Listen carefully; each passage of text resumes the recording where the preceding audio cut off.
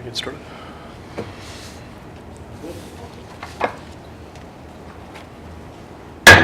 Go ahead and call the USD 49 Board of Education meeting for Monday, June 25th to order. First item on the agenda is the approval of the agenda. Entertain a motion. Move to approve the agenda. Been moved by Board Member Schwartz and seconded by Board Member Fox. Any further discussion? Seeing none, I'll call for the vote. All those in favor, please say aye. Aye. Opposed? Motion passes 7-0. Next item on the agenda is audience participation. Okay. Moving on to the next item, communication from other organizations. I would share again, I know I had mentioned it earlier, but the reports for Site Council, I know this is how it's been done in the past, but we do plan on changing that this coming year, that we will identify at least 3 different meetings that elementary may do it together instead of 4 different ones, and then middle school and then high school would have their own reports that they'd come and speak with the board for 10-15 minutes instead of just really a paper report at the end. So that's what's planned. That's a bit different this next year. Very good. Any questions for John on the communications? Okay. Seeing none, we'll move on to the next item, which is school spotlights. John? We do have a number of them. If you notice, several of them deal with grants, which it's nice to end up seeing some of these things happen because of money that's available. We want to thank the Dane G. Hansen Foundation awarding $5,000 to Wilson Elementary to purchase playground equipment. I know it says 5,000, but up above, I think it was 30,000. They weren't awarded the full value. I'm sorry? They weren't awarded with the full amount. Okay, very good. And the purchase playground equipment that will benefit all the students and children living in the neighborhood. The grant was written by Principal Anita Sheevy and parent Amanda Bickle. The Wilson Home and School Association has also been saving money from its fundraisers over the past several years to help purchase additional playground equipment for the school. New equipment for the playground will be installed over the course of the summer and be ready for students to enjoy the beginning of the 18-19 school year. 489 wishes to extend its heartfelt appreciation to the Dane G. Hansen Foundation for its continued support of education. And I just want to point out, we do take some things for granted. The playgrounds that exist in our elementaries can sometimes really be taken for granted because they are used not just at school time. You may have watched the news of Wichita having this controversy of some of their playgrounds now being chained and locked off hours. They're saying it's a security risk and it's liability, and so that's kind of news in the Wichita area. So for us, it's really nice that we're still in a mode of it being available for play areas for the communities as well. We ended up having Hayes High School senior Marie Revelis had the privilege of serving as the Secretary for Kansas Future Farmers of America. Part of her role as an officer in FFA with touring across the state this past school year to offer workshops for fellow high school students. Marie will study agriculture, education as a sophomore next year at K-State. The high school FFA chapter is sponsored by teacher Kurt Viner. USD 489 wishes Marie the best of luck as she furthers her education next year. We ended up having a number of athletes that did very well. I'd like to congratulate all of them and the coaches for the great spring season. Several of the athletes were named to the Western Athlete Conference teams. We had the Lady Indian softball team had 2 athletes named for first team. They're junior Caitlin Brown and sophomore Rena Harmon. Sophomore Madeline Waddell and junior Mackenzie Fagan and junior Jasa Witchers are named to the second team. Now the Indian baseball team also had 6 players named to all-WAC teams. Juniors Trey Riggs and Palmer Hutchison, along with senior Hunter Browns, receives first team honors. Junior Willie Sinnott, junior Cody Peterson, and senior Cole Murphy received second team distinction. Junior Tragan McCrae represented the golf team. by receiving all state honors in 4A class. Traegan placed 4th at state this year and was also the individual winner of 6 tournaments this season.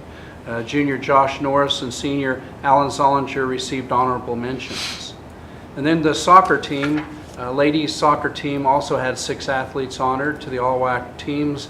Juniors Kaylee Leiker, Savannah Schneider were honored on the all-WAC first team and all Kansas 4A second team. Junior Corey Isbell, sophomore Judith Isbell, and junior Hannah McGuire received honorable mention in class 4A.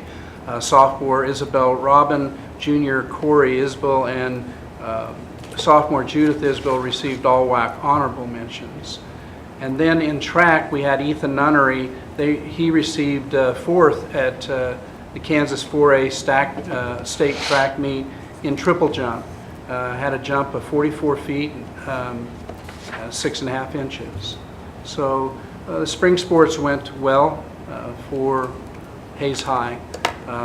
USD 489 receives grant from Heartland Community Foundation. Thank you to Heartland Community Foundation for awarding USD 489 with a grant for $3,710 to purchase the 100 Prepare Crisis Training Workshop 1, Crisis Prevention and Preparedness Comprehensive School Safety Workbooks. 47 area educators, administrators, and first responders took part of the first training offered on May 31st. The next workshop training session is scheduled for August 6th. An additional 50 school and district staff employee will participate in the training. Julie Zollinger, Teresa Clark, and Josh Tangway will be facilitating the upcoming crisis workshops. Julie and Teresa received their training, the Train of Trainers crisis certification through a previous grant that was awarded by Heartland Community Foundation. USD 489 wishes to extend its heartfelt thanks to the foundation for its continued support of education and the safety of students and staff in Hayes area schools. And I press this again. We ended up having many districts around us that came for that as well. And it wasn't just for school districts. We ended up having fire, and we had police. So it was really a community. It was nice to have all that with this crisis prevention. Chamber singers perform at United Nations. Hayes High School Chamber singers recently traveled to New York City to perform at the United Nations under the direction of Johnny Matlock one final time. While in town, the student, staff, and chaperones attended the Broadway show Aladdin, which features HHS alumni Jacob Gutierrez. Thank you to this amazing and talented group of students for representing Hayes so well. Then we had the summer reading camp, which is going very well. Summer reading camp's been in full swing for 120 outgoing kindergarten, first, and second grade students from all 4 elementary schools this summer. 24 teachers have been paired with 5 students each during the month of June to focus on reading and writing activities from 9 in the morning to 11. Students also participated in several field trips to the Hayes Public Library. Each student also received take-home books to read over the summer. Thank you again to the Dane G. Hansen Foundation for funding the entire summer reading camp. We ended up having USD 49 host the Education Camp, Kansas. We had approximately 150 local and local educators across the state, local and across the state, attended the Ed Camp hosted by USD 489 on June 11th in the Hayes High School cafeteria. Well, not just the cafeteria, it was in other rooms as well on June 11th. The goal of the Ed Camp Kansas is to provide teachers with the ability to learn best practices from one another. Marie Henderson, instructional technology specialist, brought the idea to the district after attending a camp last year. Extensive planning took place to prepare for the event. We have quite a list of names there that were involved in that process of trying to get that planned. Educators were given ability to sign up for various topics. such as STEM, technology utilization in classrooms, and targeted grade level objectives. A special thank you to the Kansas Education Commissioner, Randy Watson, for taking time out of his busy schedule for speaking to the educators at the Hayes Ed Camp, Kansas. Lincoln teacher Monica Dreiling receives honorarium for presidential awards. Congratulations to her for receiving $500 with her application for the presidential awards in math and science teaching. Monica was honored with the news at the Kansas Excellence in Math and Science Teaching Conference Awards in Wichita this June. Monica was also named one of 3 state finalists and will have her submission reviewed at the national level. The award is sponsored by Kansas Department of Education, West Star Energy, and Wolf Creek Nuclear Operating Corporation. USD 489 is truly proud of you, Monica. I want to point out before we go on, because I think it's so important that when we go through these, especially this time, we end up are being able to be a focal point in this area of trainings that end up existing. Again and again, it is Hayes in which surrounding school districts come for some of these trainings, and I think it's a great way to spotlight Hayes, Kansas, that this is not just a place for other things to happen, but for public education training. It's nice that Hayes is being viewed that way as a spot they come for in this region of the state.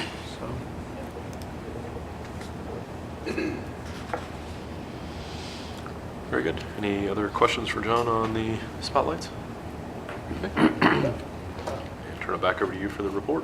Yeah, I have a little bit with the report. I wanted to point out, had every intention of bringing to you, and I'm doing that just with my report, the waterline replacement. I was with the thought there at the high school that it would turn out to be, well, it is still quite expensive, but it's really odd how it happened, because we had five companies, but only one bid came back. So there's just one bid out of 5. And the bid came back $19,000. It wasn't 20. So it's not an item that has to be acted on. But I wanted to share with you that is going to happen. We have that. It's planned. We can end up getting it in place. It's just odd how it kind of happened. We really did expect at least 2 or 3 bids, but we only did get one, and it was less than what we thought it would be. So that's one item I did want to share. And again, for anybody that was that water line break and trying to do it a little bit bigger area, so that the area that was, let's say they checked in a few different spots, they tested, and the lines they had concerned, the ones close to it, they thought were still fragile. And so they brought it out further from that and feel like that's the place that they need to do it. So it became a little bit bigger job, and that's why we waited till the summertime to continue with that one. Another item to share is, as I was speaking about workshops, if there's a board member, 1, 2, 3 board members, however many that they want, once again, July 23rd, which is a Monday, it's actually the Monday of our second board meeting in July, there is a board leadership team workshop that's being put on by Leadership Services through KSB. It ends up being here in Hayes. It's at the Rose Garden Banquet Hall, and just wanted to share that that's something you may not be aware of it, and if you have any interest, it's a Monday. If you have interest, please see me. We can get that scheduled. I think that anytime I want to make sure that I share with individuals, especially when it's in Hayes. You don't have to travel. It's a lot more convenient. I know everybody works, so that makes it hard to end up making that arrangement, but at least it's easier when it's here in town. And that, again, is on the 23rd through the day, and it'll be out at the Rose Garden. At the Garden Banquet Hall. So, want to end up sharing the court decision did come out 3 o'clock this afternoon. I wager most of you are aware of what happened with it, but I'll just share in really simple terms. They're saying that next year is okay, But overall, it's not okay because there is a due date again, June 30th, 2019, that there needs to be an answer because they do not identify it as being adequate. And the adequate piece needs to be addressed again within a year.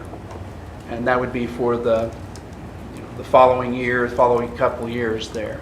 This year, we can go ahead and go on with the budgeting for this next year.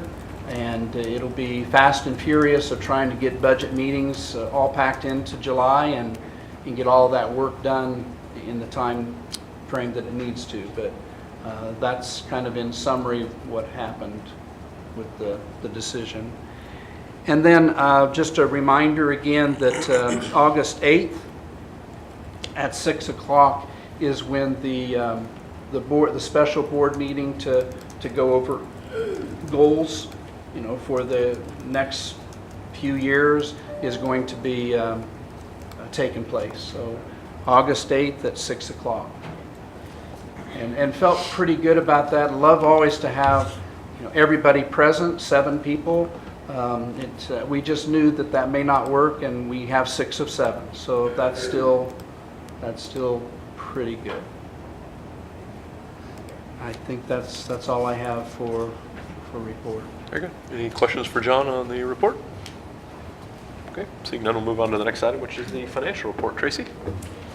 The May financial report is attached. We did finish the month of May 10% under budget.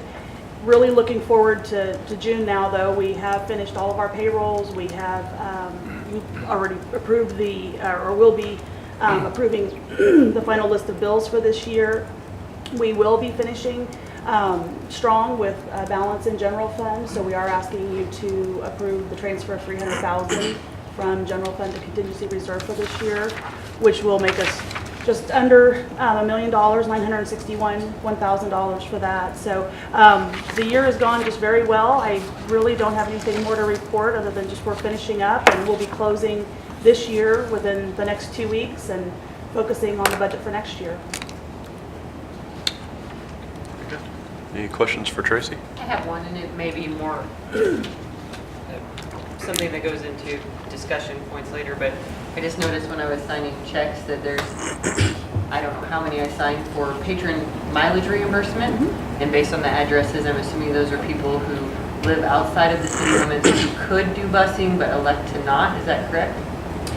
It is, yes, it's for people who drive their students to a certain drop-off location. They drive it to a location and then they get on a bus? Right, it's cheaper for us to do that than to actually go to those houses. Okay. Yeah, twice a year we allow them to submit those. I was just I didn't understand where I was like, I see that these are all like out of... Those are the patron reimbursements? Right. Okay. Okay, that's what I was The curious parents. about. Right. The other one I noticed there was a whole bunch of foundation reimbursements, and they were all small amounts, but I was curious also what that was for.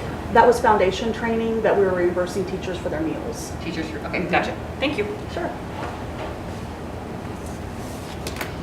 And we have to do those by check, we can't do direct deposit? We do direct deposit with staff mileage if they've completed an AP form. Some of them, though, when they're filling out a request for reimbursement, we may not have that on file. But yes, definitely something that we should look into having them do as well. That's complicated. Right. Sorry, I just like to ask when there's like, I keep seeing Yeah. it, I keep seeing it. There's a lot of mileage reimbursements. Yeah. Sure, okay.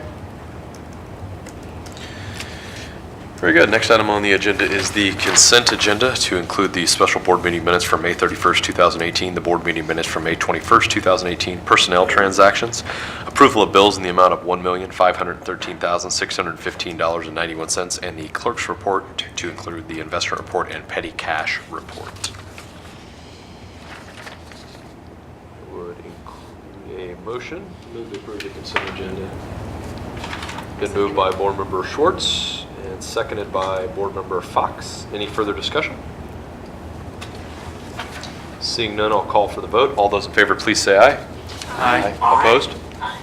Motion passes 7-0. Next item on the agenda is property insurance. And this looks like the vote on the renewal of the district's property casual insurance. Correct. Has anything changed on that, Tracy, or any new No. information since we went over that? No, it sure hasn't. The bid from Kermit is $124,752 for the 18-19 school year. Oh, excuse me, it was $129,454. I apologize. Okay.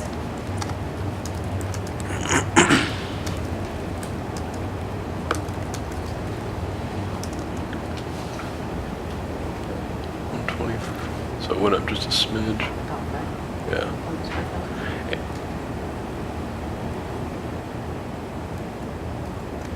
Okay. I would entertain a motion on the property insurance. I move to approve the permit, she's moving the screen around on me. District property casualty carrier for the 2018-2019 school year in the amount of $129,454. Second.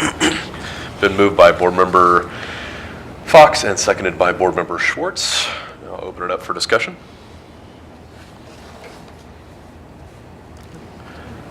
Seeing none, I will call for the vote. All those in favor, please say aye. Aye. Opposed? Motion passes 7-0.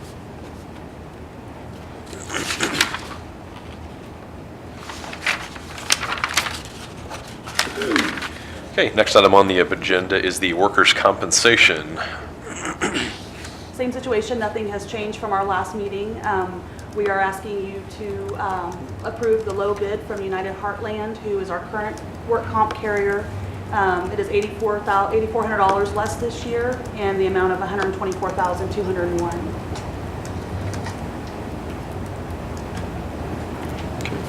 And what is or I guess I'll entertain a motion first. I move to approve the United Heartland as a district's workers' compensation carrier for 2018-19 and, am I on the right one? Second the motion. I'm sorry. Yeah, Farr. for, in the amount of $124,201. Okay. Been moved by Board Member Schwartz and seconded by Board Member Adams. Now I'll open it up for discussion. What is our, I'm just going to check, where are we at now on our modifier? Because that has gone down, correct? Right, we're under one. Okay. I don't remember the exact number Okay. offhand, but we did come in this year under one, yes. Okay, good. And this does include the $2,500 deductible, which has been working very well. Good. You mentioned something in the past about us getting a reimbursement from this. When would we expect that? On work comp, I trying to remember because we were early into the pool. right, that was actually Kermit, the property casualty insurance. We will be discussing that over this next year, trying to, after we hire an actuary to help us determine what amount is safe to give back to the districts and how we want to process that. So next year I can bring more information to you guys back about that, but that's on the property casualty.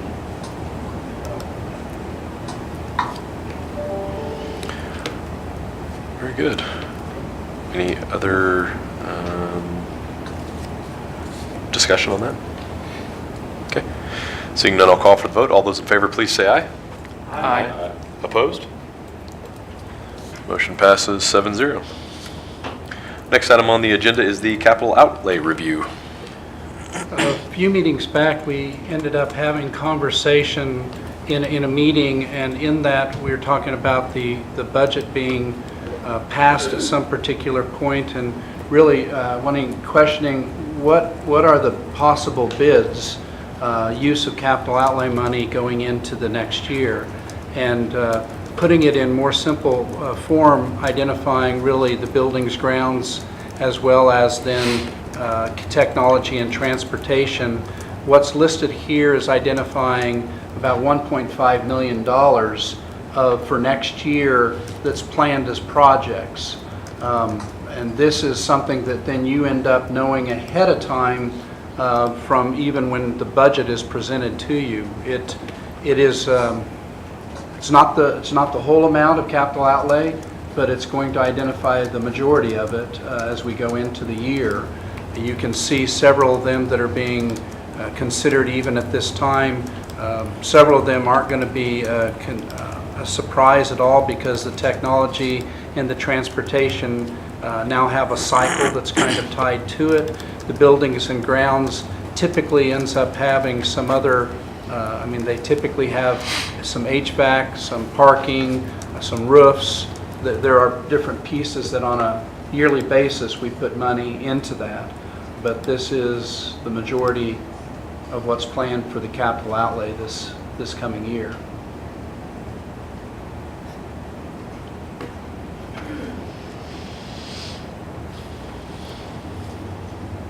Is there a list of items that didn't make the cut? There's a list of items that end up being ongoing.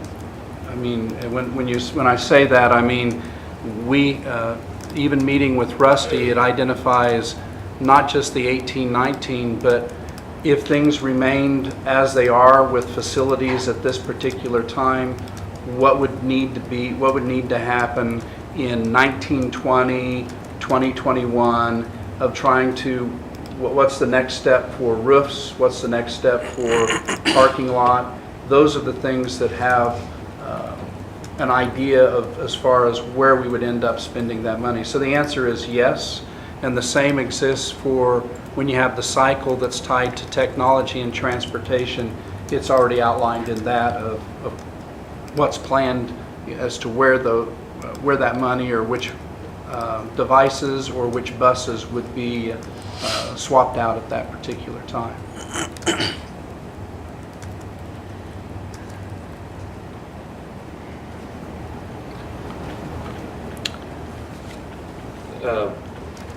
On the transportation, and I don't remember if it was in 13 or 14, but a while back we had a discussion about that. We discussed the number of routes we were running, whether we had to bus students the 2.5 miles, and we discovered we didn't, and we changed a number of things and reduced the routes, changed the mileage reimbursement, with the understanding that we'd come back and revisit it in a year or two, and to my knowledge that's never been done. And my concern is that, you know, there was some opportunity to cut maybe a route or two at that point, or that, you know, and I don't know that, we never agreed on what we were going to come back and revisit, but, you know, to me it seems that the route numbers would be looked at, the reimbursement rate would be looked at. One of the things is Victoria, and I believe it's Great Bend, it might be Dodge City, but one of those two doesn't bus any students, and Right. they set their reimbursement rate and let parents bring their kids to school. And Yeah, that's a good example, because what Mandy asked about was the patron reimbursement is much different at Great Bend. Great Bend has done this for decades, not just years, of not having transportation for students, and then they pay the parents for that mileage reimbursement. It definitely can be done, because that's a good example of that happening. I think we looked at Durham and some of those other options at that time. I don't think that any of those were real appealing, but the other thing was, you know, just some of the, you know, the things we have, you know, depending on numbers, is do you need a full-time mechanic, long range, you know, and could you subcontract that out to area businesses and still do those things? It's my understanding, or at least it used to be, kind of the level of work done there was more limited, and the bigger jobs were sent out anyway. So, Well, if that had been done, it was, as you say, a number of years ago. To take a look at it again, that can definitely be done as far as route numbers and the mechanic. And I would say, I don't remember what the numbers were, but what was done back in 2013 definitely made a giant difference in the transportation here in Hayes, the number of routes and how many children. It is challenging, I'd say, a bit with enforcing that. I would say every year we end up dealing with, Russ and myself are involved with unhappy parents that live across the street from the line that was decided upon. And it's not our decision, though. It's a statutory line. exactly. Oh, and we identify that too. We The city of identify. Hayes, I guess, is the people that really control it. It's the Yeah. boundaries of the city. Right. But it is that, you know, where you, and we have, people don't understand, or most people I think don't understand, that is something that is audited. They come out and they check that. And every year they look at every kid who ends up riding, and they end up identifying, they'll look at the map and they get very, very picky at that. So we try to be as fair, but at the same time, it is, as you say, statutory. It's not a matter of just our decision there. How many kids do we have ride the bus, or what percentage of our population is it?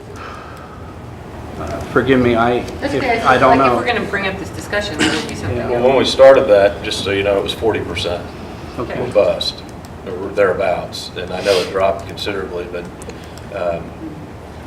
it's, I know I can get the answer and send it to you No, tomorrow. I didn't mean to put you on the spot. It just, if this discussion is going Yeah. to be ongoing, that'd be a. and one of the concerns that happened, you know, we had it, it was at a work session, we had it, and they were talking about, well, you know, I asked the question, why do we have, when I got on the board, we had, I think, 9 or 10 routes, we were up to 13 or 14 at that time. Why the additional routes? Well, we had a kid over here, and they don't want to go pick them up, or we got kids on a bus for more than an hour, and the question was, well, okay, what does that mean? Well, there's a rule against it. And I said, well, you know, is it a law? Is it our rule? And it was thought to be a law, but there is no law. I mean, they could be on the bus for 4 hours if you Right. wanted them to be, but it was just a convenience thing, and so we added all those routes. And I guess the reason I bring it up, there's a bus on the purchase plan. If we're going to look at modifying that, or if we did and eliminated a route, could we eliminate a $160,000 bus? I would have the question if we started a bus discussion about attendance, and because I know attendance is one of the major factors into if a child will succeed and graduate. So if there's any correlation between if they're riding a bus, they're more likely to attend rather than having to drive their parent, what attendance would be different between those? Well, oddly enough, I can speak to that right now, because at Harrington, they were wishing to change that when I was superintendent there, and the community rose up and definitely did not want to change it, because they still bus everybody. There's not a 2.5 they choose to, but it's an expense. You know, it's an expense that the public has to accept and understand. That's just a really an added expense. Does it make a difference in attendance? From anything that I had found, this is probably 5 years ago, but I remember clearly that it indicated that it did have indicators that there was better attendance when buses were picking up and taking kids instead of it being completely, which makes sense. I mean, that's not a surprise. It's just a matter that for Hayes or for any community, and for the understanding, people are saying, well, yeah, we're still paying for it, you know, one way or the other. Yes, we are, but only being reimbursed from the state. We're not getting extra money for transportation if it's under the 2.5 miles. We only get that if it's 2.5 or more.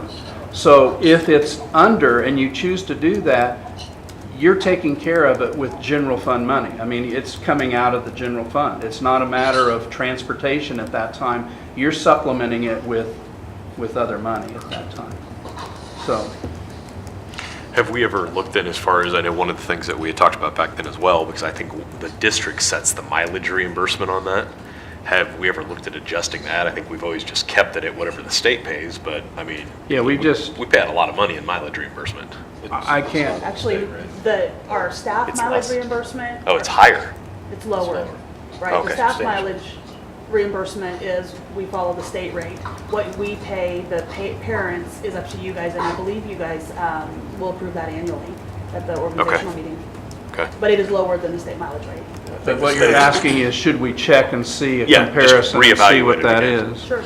Well, I think the state currently is 54, if I remember right, and I want to say that's 22 or cents a mile, somewhere in that range. I just couldn't remember where it was set. I know it was talked It would about. be but- interesting if we're going to talk about it to see what Great Bend pays in Victoria, since they're, because if you set the number wrong, you're not going to save any money on that.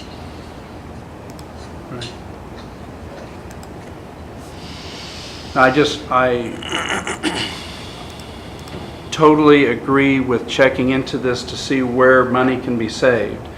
For anybody to leave this meeting saying that we're investigating doing away with busing, I pray no one does that, because that is a major, it's a giant project to consider of doing that. And we understand that there is a need for busing. Now, how come it works for Great Bend? Well, I just know that they've been doing it for 20-some, 30 years. I mean, they got it put in place. It's something that's established. I know that could happen elsewhere, but it's really, I think it would be very difficult to manage to do that, and it would be a very, I don't know if that's best for students in general. I just don't. Renee happens to be watching, and she just emailed me. It is 17.5 cents per mile that we pay. Okay. I was thinking, like I said, we had looked at it some time ago. It's been quite a while, so. Tell her thank you for watching. I was thinking, I'm gonna go outside, it's too nice to be watching this. I think she's crazy.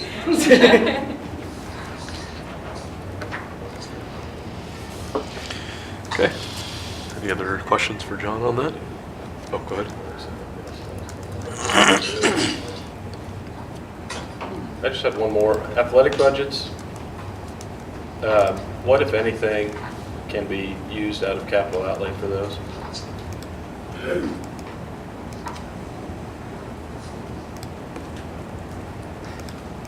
Okay, you stumped me on that one because I want to make sure I answer it right, and I don't know how to answer that right. I don't know right off, Greg. I think it's going to be kind of a, depending on what it is, but I know that's been a big issue for the district, and I know when Dean was here, we addressed it. I think you guys had it as a goal issue, but I think I'm wrong on that, but it just seems like the athletic budgets are what they were about 20 years ago, and I know that the booster clubs supplement that quite a bit.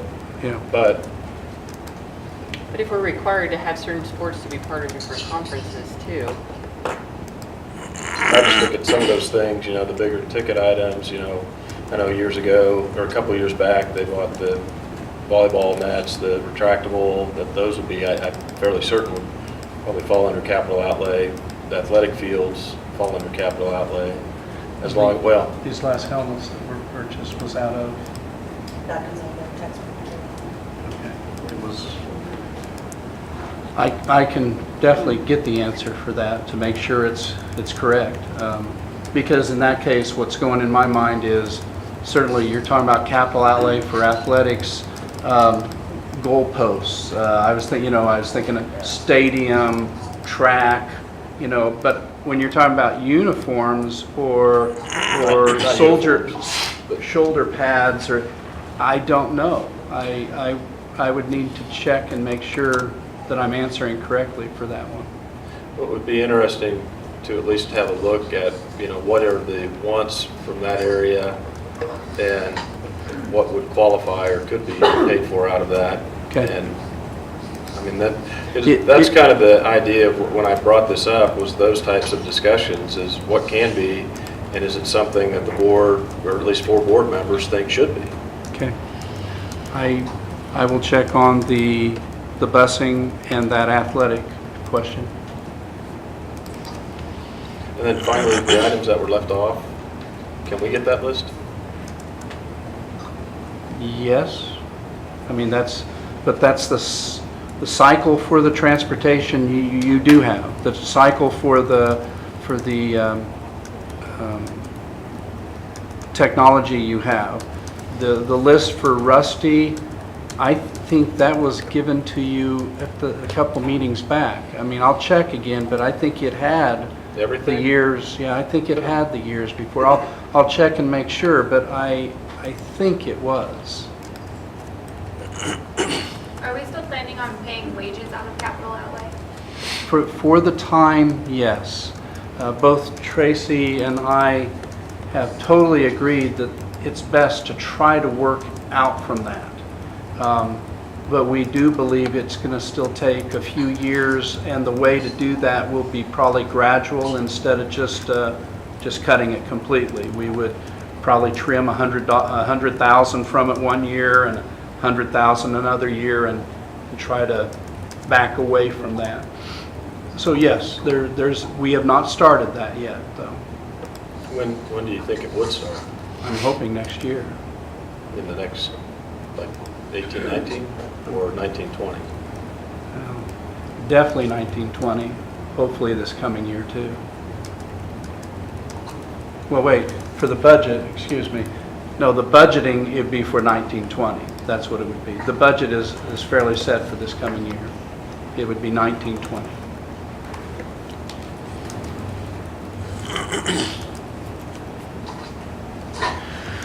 Very good. Any other questions? Seeing none, I'll move on to the next item, which is the bond issue planning. At the last meeting, there was the desire to identify two things in particular. One was to talk about parameters for the committee that would design options for the bond, and then also talk about the committee, how to form the committee. The parameters we had talked about were how much money increase, per month with taxes. Another ended up being how many years would that bond be? Would it be 10 years, 15 years? Another parameter we talked about had to do with how many elementary schools? 2, 3? What are the numbers that we were? That's kind of how we ended it more 2 and 3 in the last meeting. But really, what would research or what would information share on that? One other item that did come up was looking at what are the benefits of considering, a building that is just K through 2, and then a 3-5, breaking it up that way. There's articles that was sent to board, trying to gather things that I've read and tried to look up.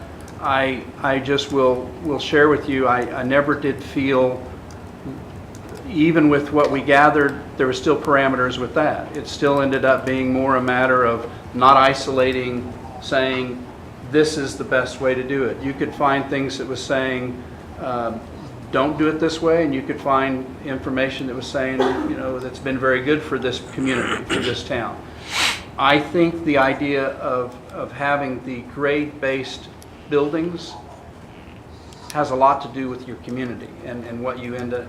I would say in this community, from what I've read and what I would say it really would not necessarily, I believe that it has benefits, but for Hayes and making that change, I would not recommend it. I think that it still has strength of having a K-5 program in the elementaries here.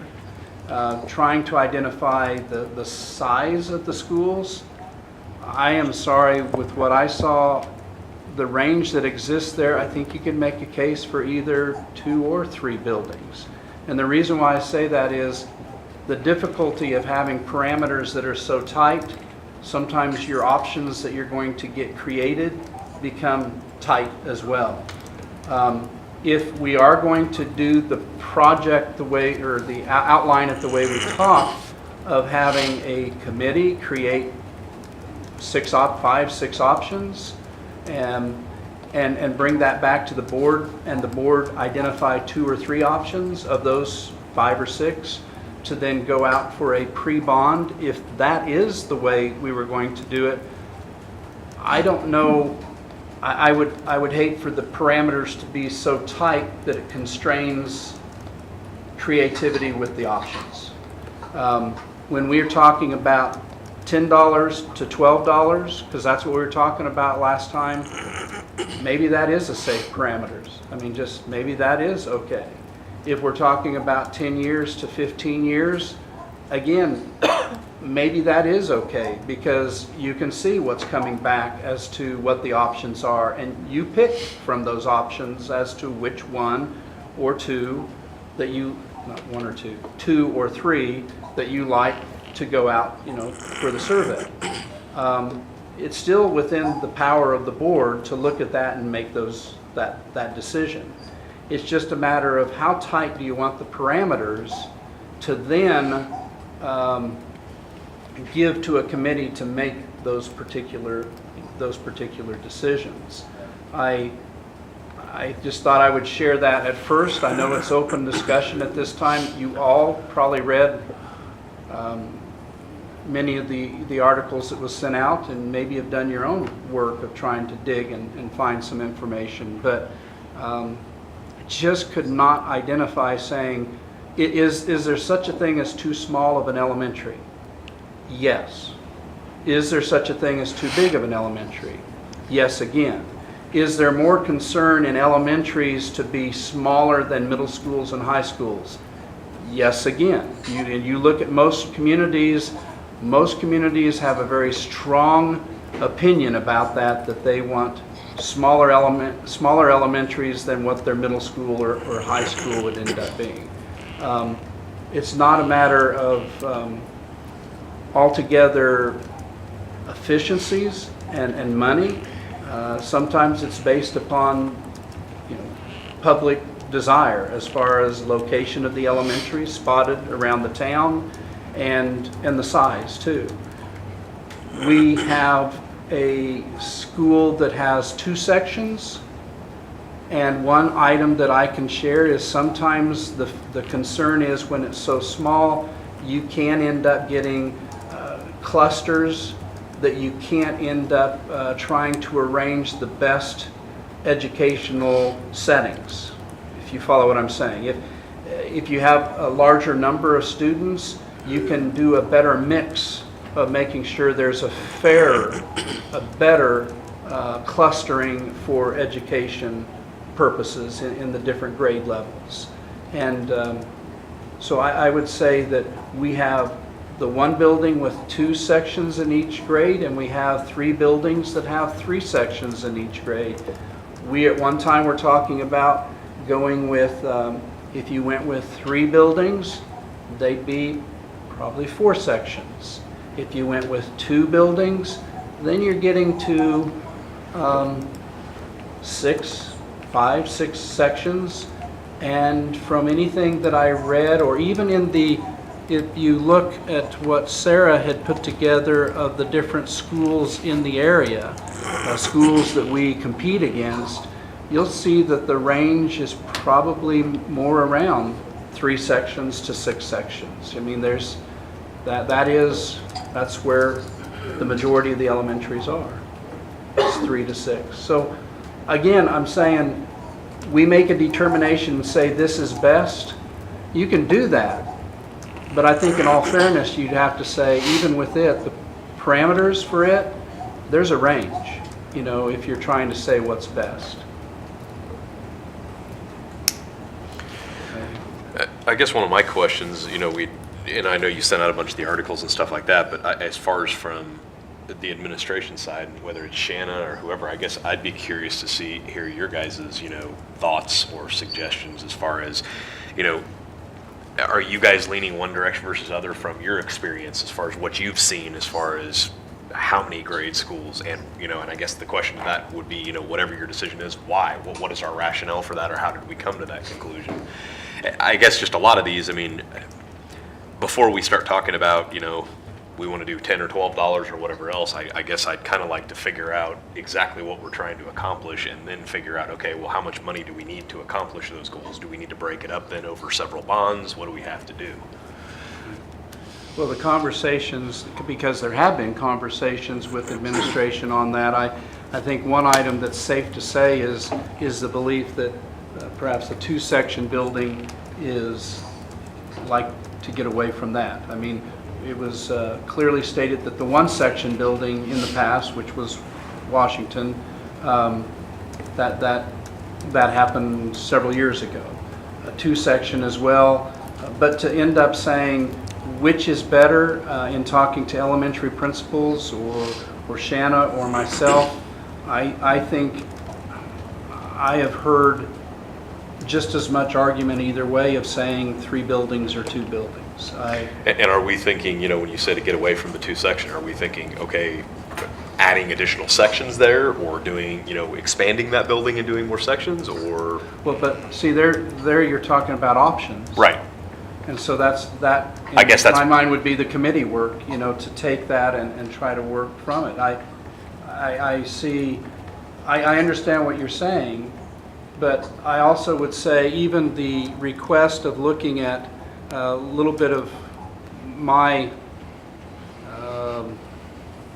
bubble sheets that was down a little bit further, yeah, that was given to you, gee, many months ago.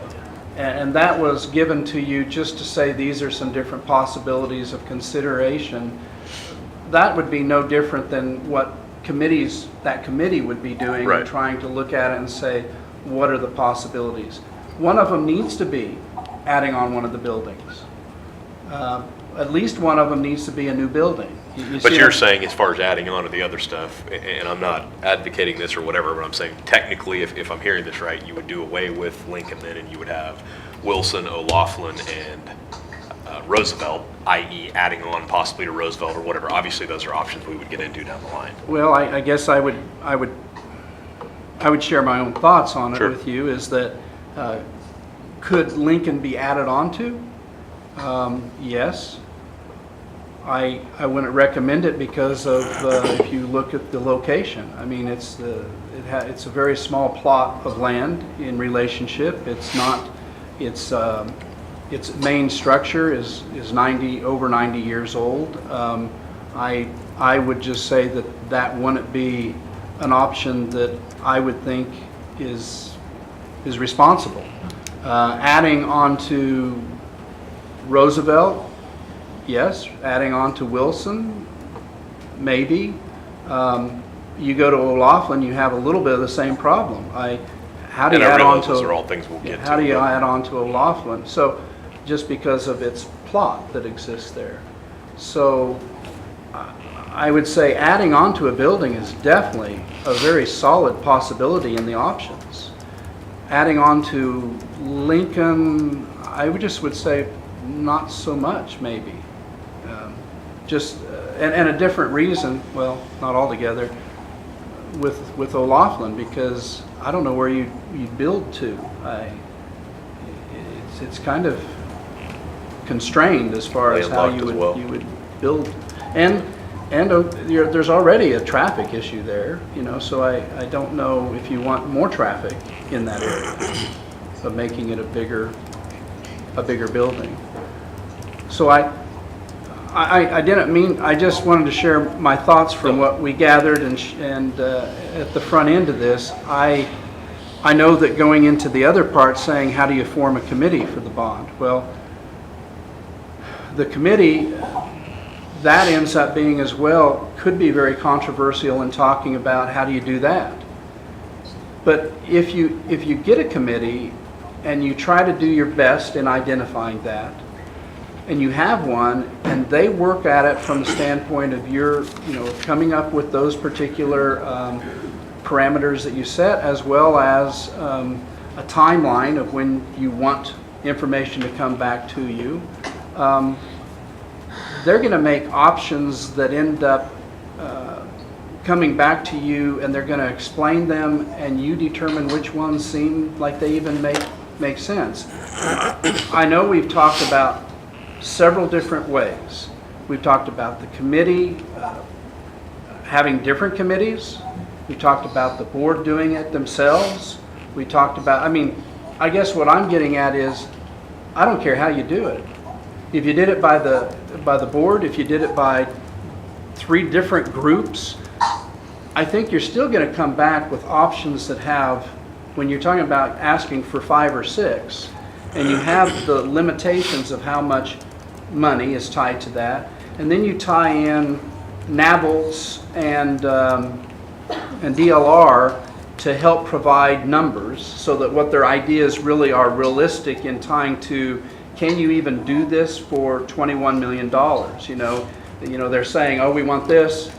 Well, if NABLES and DLR are saying that's not realistic, it's not 21, that's $30 million there. Of their assistance in trying to help them outline those options, I think what's going to end up with, any way you did it, 5 or 6 options that have some real parallel, some real similarity. And then it comes down to the board deciding which 2 or 3 makes the most sense to move ahead with. Okay. And I guess I see, and no, I see exactly what, I see what you're saying. And I guess my other question, Mike, maybe this is more for you, just because you've had experience, you know, one of the other things that we talked about a lot towards the beginning was possibly the survey stuff again. I guess my question on that then is, you know, because you were somewhat involved in the previous one and had an idea as far as how this goes, but what would we hope to accomplish by doing, I mean, what additional information do you feel that we're going to accomplish or that we're going to get above and beyond the previous surveys we've done and the communication we've received back from the community already? And obviously, I think we need to include the community. They need to have a voice in this. But what, in your professional opinion, what do we gain by doing another one? Because, I mean, obviously, you know, we're looking at added expense to do that again and everything else. And I guess it depends on the kind of survey we want to do. If we were to do just a random sample survey of the population about these issues, probably not much, because we already have a lot of that information. If we were going to do what we call a bond survey, which would be getting information from the committees or the board, coming up with 3 scenarios, 3 or 4, whatever. And then we do a paper pencil survey of every registered voter or registered voters that had voted in the last election or some subset of those. so you're almost saying have the committee do their work, Yes. then Yes. have the... I don't think we need a general population survey. Okay. But can you tell, how do you know of some examples of school districts that have used a bond survey? Oh, yes. Scott City was very successful with their bonds. We did a bond survey for them, and then they wrote a bond, and the results of the survey predicted the actual vote. USD 466, I can't remember where that is right now. We did a bond survey for them. I have a list I can provide. In fact, I'm putting together, right now my assistant director is running, he's over in Russell. They're going to be possibly doing a bond survey next month, a survey, and then take information from that to put together the bond for the election. So the bond survey is scenarios of what we would. It's a really different animal. It's definitely not just a random sample survey of the population like we did before, which is good data, but I don't believe we need to do that again. There's a few different ways of doing a bond survey. One would be, if we're not quite where we are, where we're getting close to coming up with scenarios, we could list a bunch of items that the district believes need to be addressed and ask people to rate those. And you come up with the positive responses. If they make sense to put them together, those can be your scenarios that you vote on. On the other hand, if you already have some scenarios put together, you ask the voters about those scenarios. And we have a good track record of their responses from the survey to match the actual election. So it gives you an idea of what you actually put on the ballot up for the election. Does that make sense? I think No, it does. It just seems like we have a lot of work to do as far as, you know, and But again, part of why we're talking about yeah, this.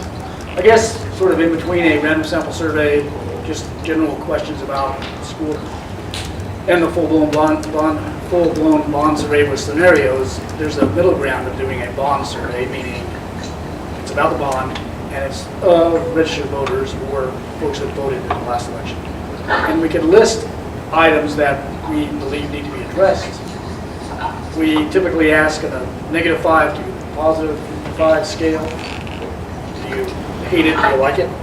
Circle those answers, and then that would provide information for the scenarios that we can come up with. The downside to that is, what if you get a mixed bag of things that don't fit together in a scenario? So not really pushing that yet. I think that would help us come up with scenarios.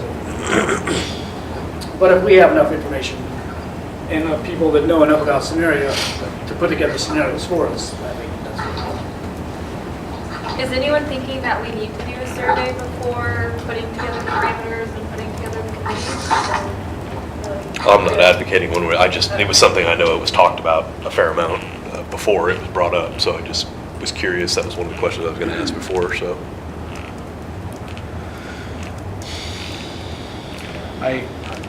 And I don't know the timeline, and I know there's much work to do, but that's also what comes with committees. You know, the issue too is a Board of Education can look at the work that was done and say, we don't like any of it. You know, you know full well that's part of this process as well. If it was created and given for that task in July, to work on those, and this committee was trying to put that together and have those scenarios to bring back and present to the board in late August. I'm throwing out because I've never even thought of the timeline, but I'm just saying realistically I wouldn't want it to drag out. Whoever the committee is, I'd rather them work on it and really try to get something done in a time frame to come back to you and share. Is that something that, I think if it was shared with you in that particular way and you're able to end up looking at all of them and then deciding these two look possible. Perhaps it's something we can move ahead with at that time. I don't know how, I know you can get to a point where it's overwhelming and it's so hard to end up moving ahead, but sometimes there's the need just to go ahead and try to end up getting to that particular, that step, of having what are the possibilities that could be put together. We even talked about options. The board did go over different ideas and different options. Actually, I have every confidence that a few of these options that would be created by committee are going to probably look very similar to some of the conversations or ideas that came up with the board. It's just a matter that I feel this is bigger than what can be done by board time. It's something that's going to take hours of time to work on and outline so that the presentation, and when we say presentation, understand, presentation isn't just for you. The presentation's for public as well. And the explanation as well. And I guess that's part of the reason I asked on the survey and everything else, because because I've talked with a lot of the previous committee members and things like that too, and I think all of us sitting up here are on the same page in the fact that we feel some things need to be done, but the other side to that, even in talking to committee members, is also the argument, well, do we need to hold off a little bit? Do we need to go through and let this die down? Or are we jumping back into it too fast? And I know you can argue it from both directions. I'm not, again, saying, but part of me struggles with that and thinking, well, does the community then think that, well, here they are jumping right back into it again and going through that? And I'm not saying that no research is being done or anybody's doing anything, and whether it's a committee, whether it's the board, whatever it may be, but I guess part of me has struggled with that as well as far as, which direction, especially when we have committee members that were intimately involved in going through this that have shared those feelings that they think we should hold, so. But part of what we talked about too is, I assure you, we will in the next couple of years, 2, 3, 4 years, be spending, we cannot put off some of those capital outlay items that Greg was asking about 2 years from now, 3 years from now. They can't be put off indefinitely. Either we move with something like this that has a little bit, a lot more life value in this or future value, or we end up putting money into buildings at this time we're trying not to. Right. There'll be a point where we have to do that. So there is, and every year that goes by, you can't argue that construction costs more every year that you end up waiting. Yeah. I'm waving my hand here. Okay, so John, I don't think there's any question that we do see the need for moving forward towards some plan. So let's change the conversation, begin to talk about the process of committee composition.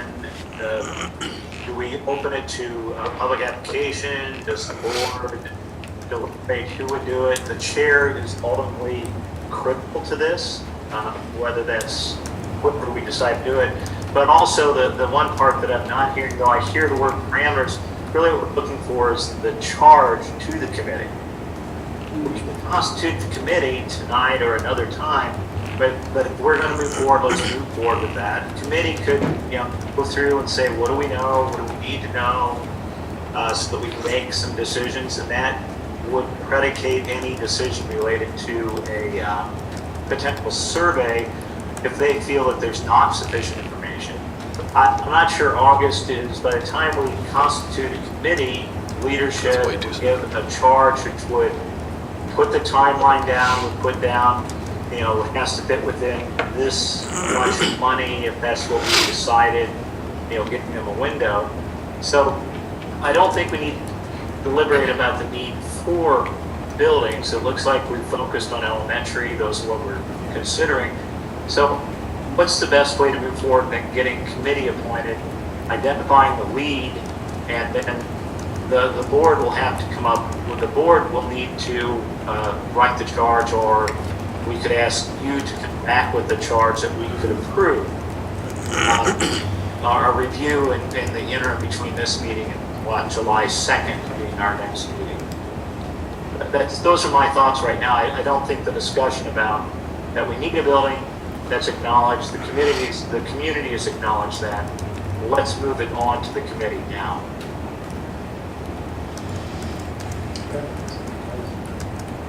I personally was hoping to set parameters before doing a committee. And I'm really anxious to start talking about what numbers we want to set and years spans we want to set. To me, the parameters is really the charge to the committee. And often when we, even at the university, we recognize a need for a committee and we say, we're going to constitute you and here is your charge. We have to do that, yes, before a committee, at the first convening of the committee. We can begin to identify the people that we feel are needed on the committee, and that first meeting say, here's the charge. It's not that we have an undue rush, but we do need to move forward. Time is slipping by. We may see a little bump in the population if the oil prices continue to remain high. People are going to move in because it is going to open up new economic opportunities. And the cost does go up, and if, as pointed out by a citizen to us, is that if this tariff war continues, the cost of construction is going to escalate beyond normal projections because of the additional cost of the iron needed in construction. So, I'm not disagreeing that we need parameters, but I would say that the charge would have those. That's all.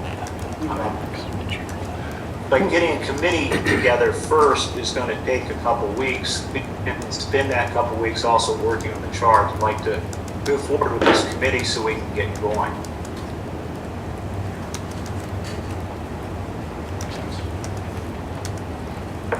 I have some questions, one of which is,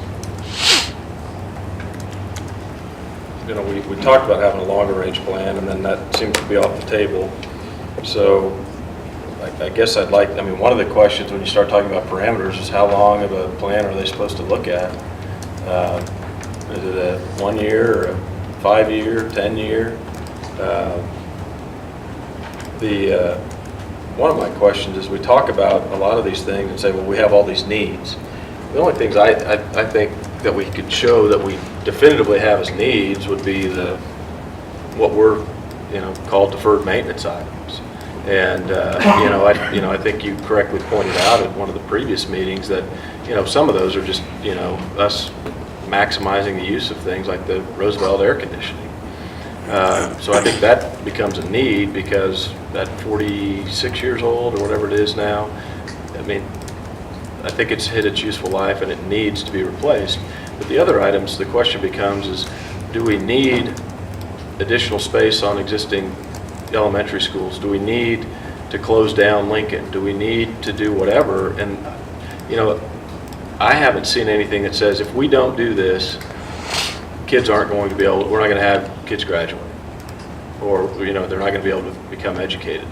And so for me, that becomes a need. And so when we, I've compared to some of the Kansas City schools and their plans and how they know that 3-5 years from now they're building the next building. Well, those are based on need, based on space. They've got a growing population, growing numbers, and, I don't know that an oil boom would really drive up the numbers. I mean, we had it here, we didn't, actually the numbers have gone up since the oil has declined, at least our enrollment numbers, so, that could be there, but those would be needs. Would it be better to look at and say, let's take that list of all those, what we're called deferred maintenance items, and do a bond on those items alone? But see that, I would expect one of those options to be that. See, I know we talk about adding on and we talk about a new building, but, and I apologize for not bringing that up as well, because that is always one of the possibilities or one of the options that could be there. And it should be one of the options of saying. But I think, when you look at this, one of the issues is always talking about trust and how you manage your money and all those things. Well, if you do that, it's going to be a much shorter bond, or potentially, depending on what the numbers are for that. And what better way to show the community that you can, that we are on top of it, we know how to manage it, we can implement a bond to get all these things fixed. And then, in the meantime, work on a longer range plan to say if we do need, the additional elementary space or those things. But to me, one of the things I was hoping we were going to have tonight is some definitive research that showed by going to 3 buildings or newer buildings or something that would say our kids are going to be better off. Well, I don't have that. Right. I was hoping we would get something to say financially, if we go to 2 buildings or 3 buildings, we're going to save this amount of money, which puts more into the capital outlay, which even if it doesn't save money, our teachers can better collaborate. But I don't have that. I mean, I've got a lot of speculation, but without that, I mean, aren't we just, as far as need, kind of speculating? I mean, a lot of what, in my support of a bond is I look at what other communities have and say, why can't Hayes have something like that? But that is not a need, that's just a want. No, I follow what you're saying on that, and I definitely agree one of those could easily be one of the options. But I also would end up saying, if you're saying need, it's just a determination of how you want to spend your money too. A need can be a matter of you looking at two of our oldest buildings, Washington and Lincoln, and in that need, you can make that determination of saying, is there a need definitely to walk away from those buildings because you don't want to end up putting more money into a structure that is already 90-some years old? And if you do, for instance, Lincoln, you would then be working on other pieces such as handicap accessibility. You would have to if you're going to end up adding to it. And are those items that you would say is, I don't want to say altogether responsible funneling of money, but it's got to be, it's definitely different, in my opinion, of putting money into Roosevelt versus putting money into a 90-some-year-old building. And those might be great arguments, but so to get to that, instead of just saying, well, it doesn't make sense to put money into that, why? What are the costs? What is what's the benefit of dumping it into Roosevelt? Does it, the cost of an elevator, I've heard anywhere from $200,000 to $500,000. Neither one of those numbers are extreme. And if that fixes the issue about accessibility and the use of it, that's a heck of a lot cheaper than a $20-some million elementary school. We talk about space on both Lincoln and O'Laughlin, but what hasn't been brought up is we have eminent domain powers that we could exercise and potentially buy up land surrounding those. And so, those are what that cost is. I don't know. I mean, it's probably not going to be the cheapest thing to do, but the question becomes is where are we? What buildings, why? And what it seems is we just don't have. We've got a lot of people's feelings. I feel this, I feel that, but we don't have anything that we can lock onto and say, this is why we need this. This is what or that if we go this route, this is the benefit. That we're going to have this better or that better. Not just that we have a newer building or things like that, but what is the educational impact of these things on the children? And if there's little other than just having a new building, then that's difficult to go forward with those. At least at this point, until we get the other stuff that we know needs to be fixed. I didn't mention long-term once in this meeting yet. But I still have the intention of, when we're saying the 6 different options that would be shared, along with it would be possibilities, long-term possibilities that tie to each one of those options. If you're doing this option, what are you looking for 10, 15, 20 years from now that would be something linked to that? I had in mind, I think I said that at the last meeting or the meeting before, of having every one of the options have an explanation or a options or possibilities that's tied to each one of those that the committee would work on and identify as to what are we then looking at further down the road because we chose this one.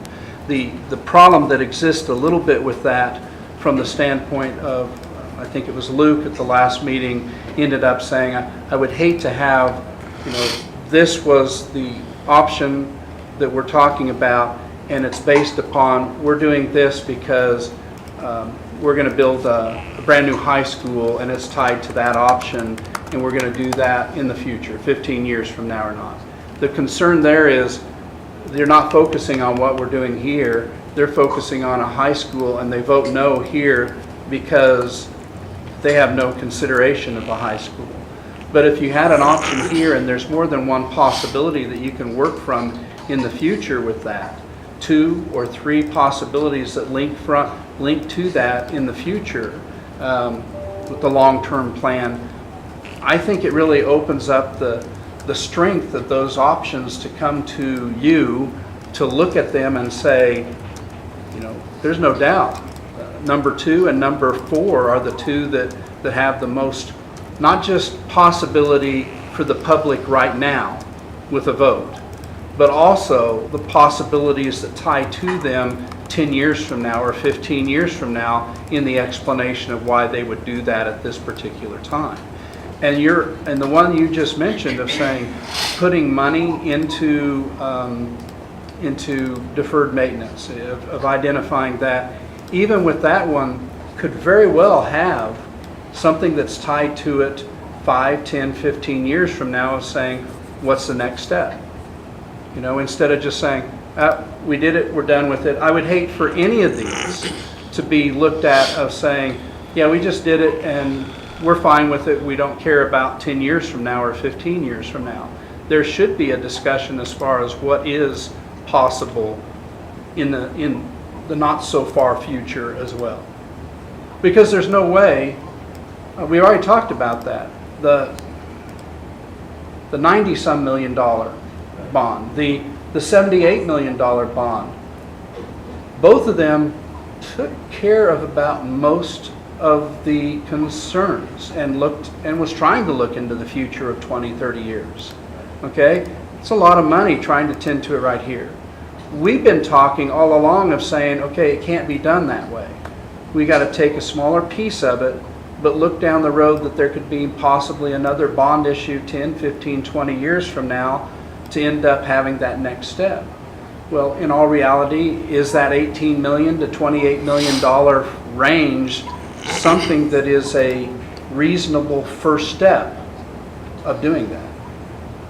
And I'm not saying that is your parameters. I'm just saying we did hit that, to some degree at the last meeting. If you're talking $10, if you're talking 10 years, that I think was 18 million something.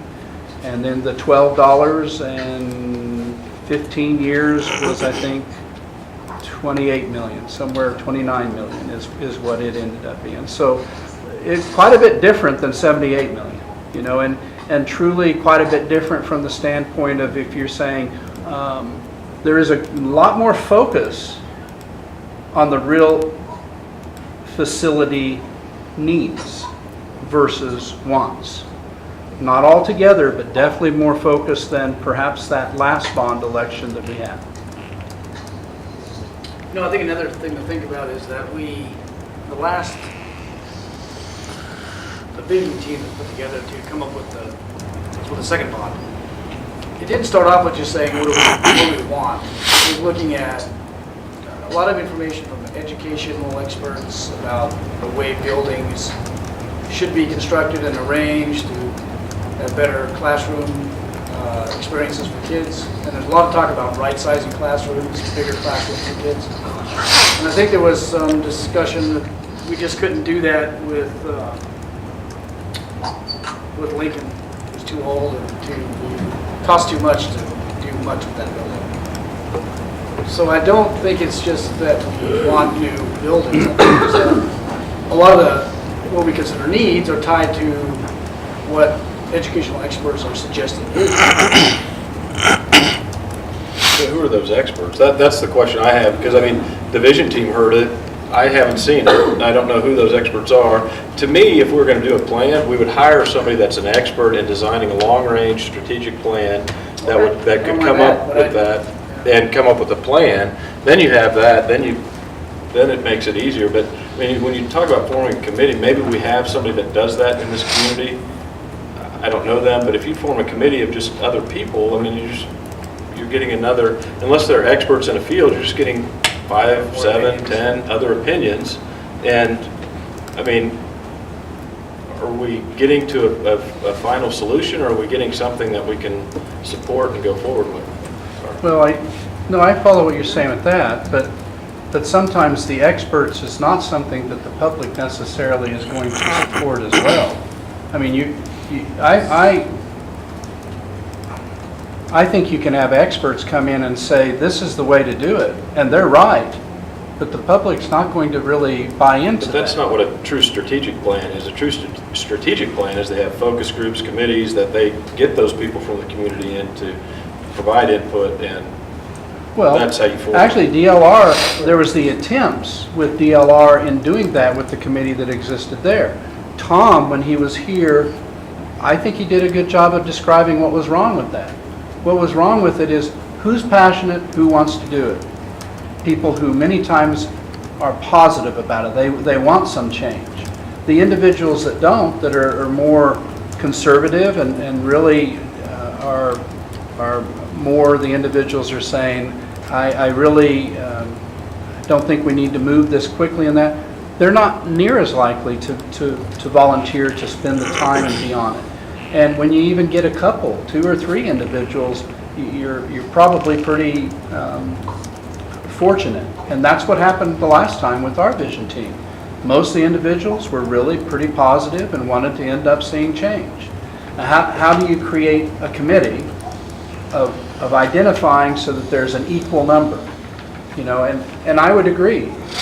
That would probably be a much stronger result, you know, because coming with the result, you want something that's believable and reasonable for the community to back and vote for. Because it still comes down to, it doesn't matter what you end up picking to go to the public. It still comes down to it's what the public decides on. You know, you may be the ones that decide this is what we think is best, but it's still going to be the public that's going to say yay and nay to that. And many times the issue there is making sure that they, the public, ends up believing that they were listened to. Lance, right at the beginning, was saying, what's the benefit of another survey? Now, I can definitely hear that. Some people will say strongly, enough time has passed, there's enough changes there, we need to do another survey to get more information as to what they want. What do the voters end up wanting at this time?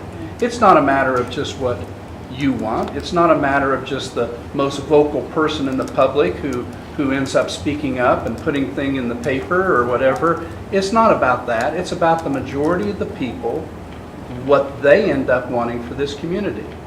And how do we do that? It's not just a challenge here, it's a challenge in any community of trying to do that. The survey, maybe it is necessary. I also felt, I'm the one that said, I think the bond survey is better at this time. Give them some options, give them the scenarios and let them pick from that. I think that it would be more solid to move ahead with. So I went that direction instead of what you were saying, Lance, of just going with trying to gather more information. I think we have a pretty good idea of what the public wants. And pretty good idea was they don't want to spend $78 million. You know, they don't want to spend $94 million.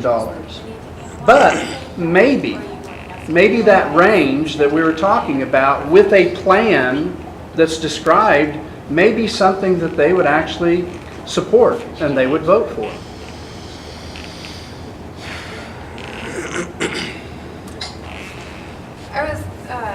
So if we were to take an approach to doing a long-range plan that would plan things out, would that take away from the flexibility of things if we were to do different bonds along the way? But I was also commenting on Greg because he said a lot of things that I have similar questions over, but I would want to trust the committee to analyze all that.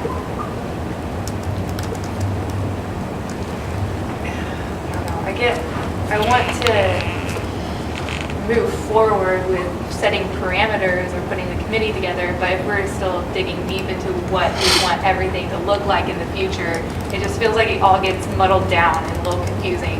If we're really wanting to define some of that before we can trust the committee, or if we're needing to help get someone professional to help the committee along, facilitate all that.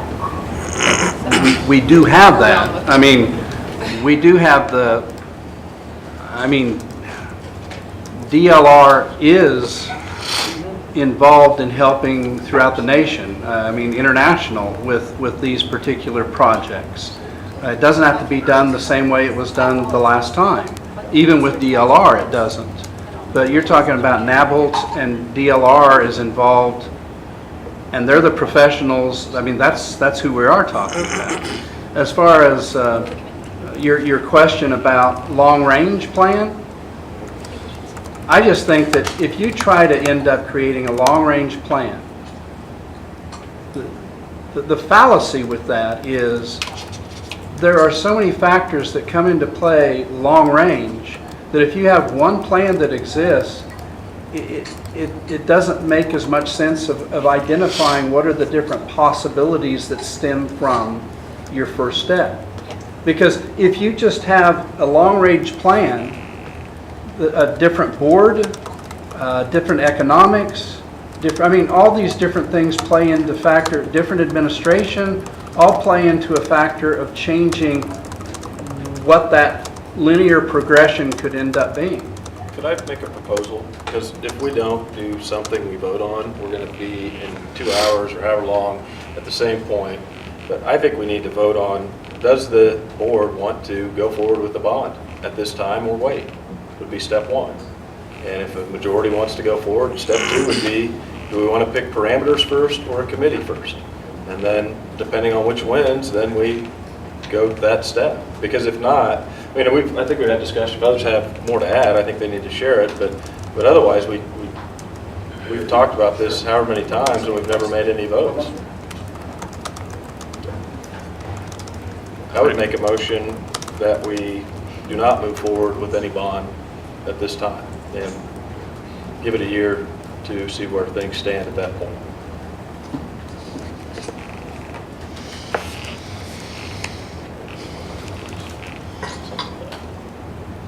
I'll second it for discussion, more discussion. Limited discussion. I would tend to agree with Greg. I am a person who likes to keep moving forward and not necessarily stand still and keep checking the boxes. But in this particular case, and the feedback I've received, and us not being in a strong consensus, I feel some waiting time. I'm not sure a year is where I want to go, but I do feel like we need to take our foot off the gas for a little bit.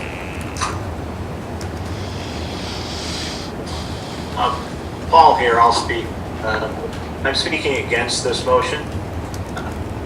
I believe that we've invested the time in it, looking at it, and really, if we move forward with a committee to work on this, have the option to reject everything and say no bond issue, nothing's going to work, nothing's going to happen.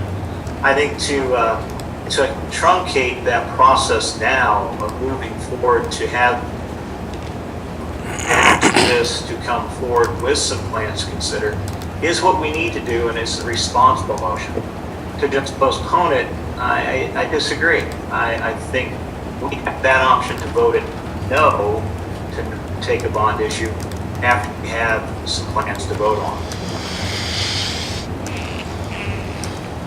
I'm going to echo what Craig and Mandy said, in the fact that I also have heard from a number of the committee members as well as community members, and I feel like there's too many questions on the table, and I personally don't see the point in having somebody, a committee put together to go through and do a bunch of stuff if, as you stated, not everybody is on the same page, I and don't there know seems who to would be. want to be on the committee Yeah, right now. exactly. I'm serious. From the So- feedback I get, we would have to force, I think in certain sectors, we would have to force those people to want to take up that volunteer role at this point. I disagree, because we actually had people volunteer to be on the committee. We can get some. I'm not saying that's the entire of it, but I think there are some that are just like, I need a break.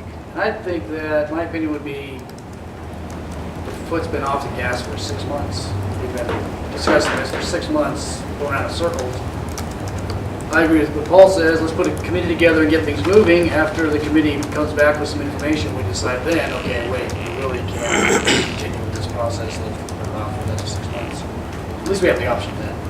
If we say no now, then we just throw ourselves in the hole. So you're basically saying let the committee go through, see what they can come up with, Yeah, and then I think if so. we evaluate it in 6 months or whatever it is, whenever they come And back. if it comes back great and it looks fantastic, then we can go ahead and put it up for a vote. If we decide at that point, for whatever reason, then we put it on.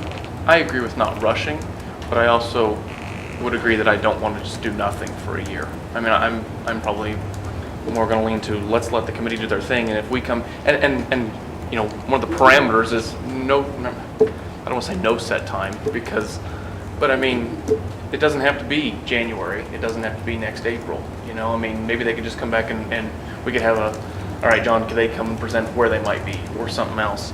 I really feel tonight we've actually done a real good job with parameters, but we haven't defined them. But you know, I mean, we made it very clear through numerous discussion already that we want to focus on elementary. We've made it very clear that we want to focus on downsizing our buildings. I think we made it very clear that we need to work, whatever this group is, needs to work with DLR and NABOLS. You know, we need to have expert opinion. We need to know that it isn't cost effective to repair this building, and we need facts. You know, we need NABOLS to say, well, we looked at putting in this elevator and it's just too expensive. You know what I mean? This building needs to be abandoned because the costs are going to overtake you. And like Greg said, we need those numbers. And I think that brings that. One thing there, and Greg even mentioned the needs, and I would actually agree with that too. The only thing that he mentioned several times, I agree with educational value, but at some point, safety becomes a factor. And I'm not talking so much about secured entrances like everyone always thinks. I'm talking about like, you know, the building falling down around them. You know, at some point, you know, 46 years on AC, at some point, that has to start affecting educational value. You know, just the facilities are falling apart. And we talk about a 30-year plan or idea or something, concept. You know, I agree with both sides, but at the end of the day, couldn't a committee kind of come with that too? I mean, and maybe it doesn't have to be a full 30-year, but it's like, we agree this is our first focus, and then the next focus we suggest should be this, and that may be in a time frame of this, you know. It doesn't have to be set in stone, but that's kind of the idea, so. One more thing about that, I don't think, I'm not proposing a committee that doesn't use the information that's already been provided. I hope that some of the people on the committee were on the vision team or were aware of it, because there's a ton of information there about a 30-year plan and what things cost. Greg asked about cost. There's a ton of information in that we received as vision team members about what it would cost to do this and that and whatever. So it's not that the information is not there. It's not as if it hasn't been available to us. It's just probably we haven't looked for it. So I think that, again, getting back, I don't want to get too far off topic, but I think if we start moving ahead with the committee, and that committee can use some information that we already have developed, we don't need to start from scratch. And I would agree. I mean, if we think we can get a committee, I mean, I'm at this point, I'm not ready to move forward with deciding anything, but I guess if we can go through and if a committee wants to, if we can form a committee, I guess the only other issue I feel that we're going to run into is then how do we go about selecting the committee, who is on the committee? Yes, I understand we have had some people on that, but, you know, the last one, it was, you know, we had the vast majority that were for it. Before that, you know, I don't know that we can win for losing on how we select the committee. So And I guess in my mind, I'll just be honest, I think if Josh is still interested, I think he has some good ideas. He's a board member, he wants to do it, let's see if he's still interested. And I perfectly support more than one committee.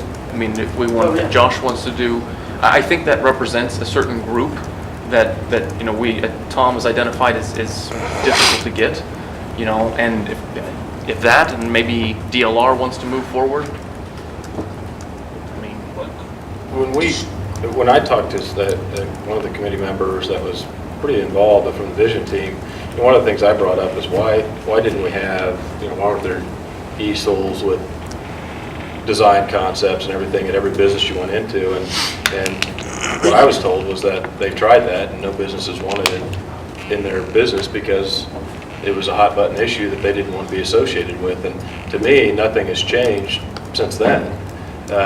And so if you can't get businesses to support it, you're going to have a real tough time getting voters to support it. And so, the city had the sports complex that there's people going to the city and repeatedly hounding them about doing it. And they said, if you go form a committee and you come up with a plan, we'll take a look at it. And, it kind of goes in line with what Luke said, multiple committees or people. And if somebody wants to form it, if Josh wants to form a committee and have them go look at it, I don't want to get in the way of it, but I'm not in favor of us forming a committee to go look at it for the reasons I made the motion. I just think it's not the right time. And I think if I don't know how the vote would come down, but based on what I'm hearing, you've got at a minimum of 3-3, and even if it's 4-3 in favor of it, I mean, like Mandy said, who's going to want to serve on a committee that's that close to, you're going to dump all this time into it, and at the end of the day, the board may not support it, or even if they do, if the board's split that much. Always on big issues like this, if we're not unified, it's not gives a good. What was your motion again? It was to Put it not off. do anything for a year. And I'm not tied to the year, but I think I'd put that in just so we have a deadline or a timeline, but I just think, a year's not that long. I mean, it is, but it isn't. And just allows everything to kind of calm down. I don't have a problem if we talk and look at things during that year, but not, we're not forming committees, we're not setting timelines. I mean, it's. I'm not saying we don't do anything. I think we're too fast right now. Wait, I'm confused. Your No, I motion don't. did not do anything for a year? Yes, Okay. Then that was my That was the motion. motion. Can you have the motion read back, Yeah. Sarah, please? Yes. I could be wrong when I made the motion. It's been a while. Let me I find think it that's just a what it second. To basically hold off, I think. To do nothing at this point. Is that what you And said? And then nothing for a year, I think I had. But you're saying you would be okay discussing it. Is that correct? Chimed in now. Greg motioned to not pursue a bond issue at this time and to revisit the topic in a year's time. So are you saying that you'd be okay with discussing it and everything? You're just not wanting to pursue it this time? I thought that's what you just said. That's the only reason I asked. I guess. I would be fine with moving away from the bond for a while. But I still want to focus on consolidation and possibly be presented with different ideas of what the district would look like consolidated and what the cost savings could be, all of that in that sense. Put the bond off, but I still want to talk about consolidating, or even if it's the committee doing it, because I know if we talk about consolidating, it hurts my neck. But I'd be fine with the committee presenting consolidation. Consolidation. I think I assume you're talking consolidation elementary.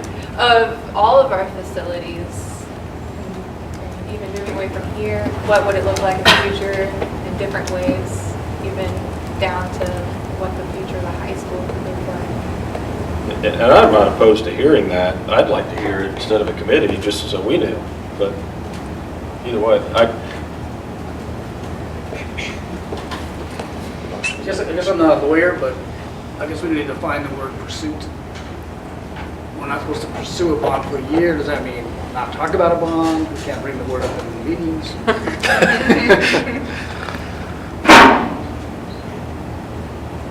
That's why I'm actually saying, no, let's not do that, because I don't think we want to lock ourselves in and not deciding anything about a bond for a whole year.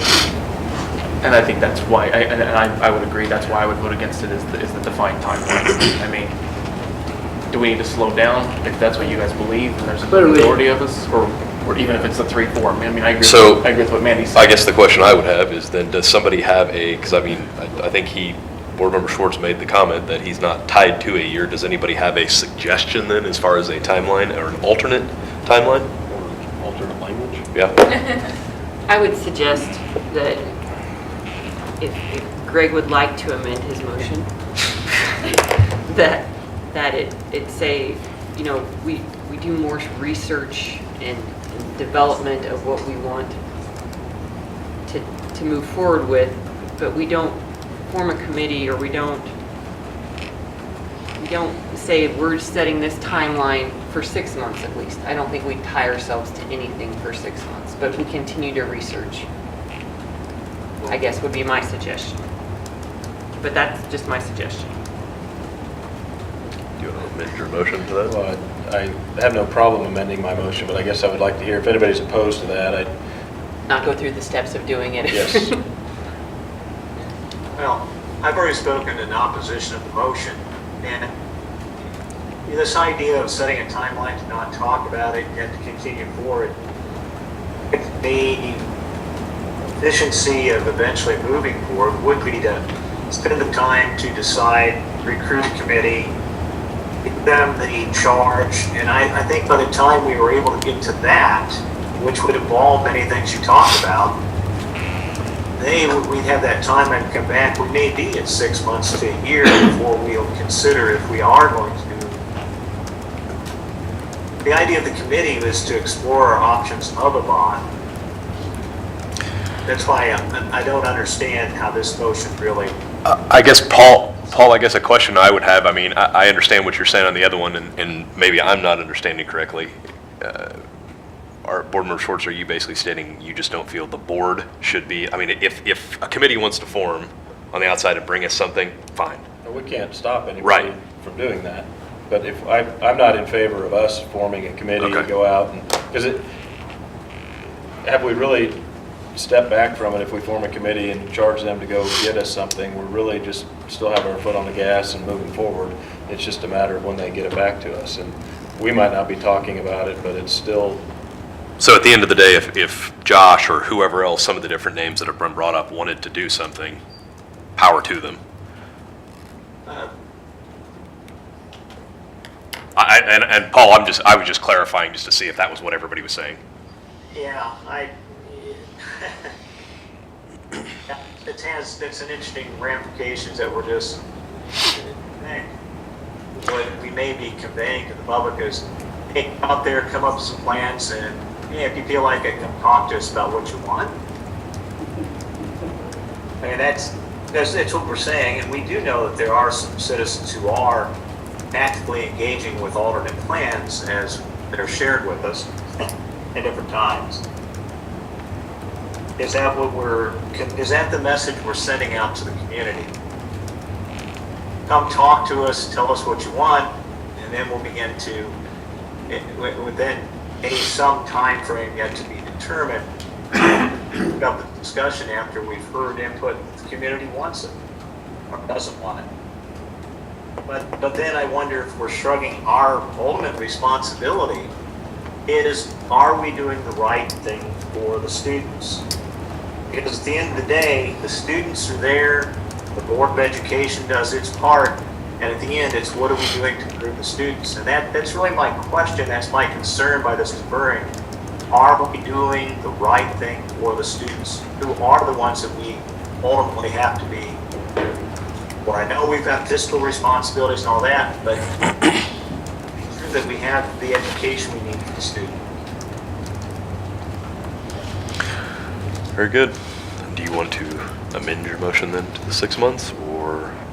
I don't think it matters. And that's easy for me to say in Chicago. That's all I can say. I don't think it matters.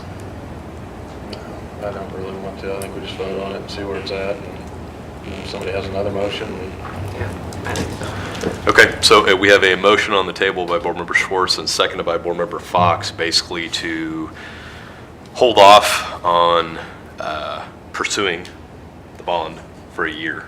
Is that correct, Sarah, the way that was stated? To not pursue a bond issue at this time and to revisit the topic in a year's time. Okay. So we have a motion and a second on the table. We'll go ahead and call for the vote. All those in favor, please say aye. I think, point of clarification here.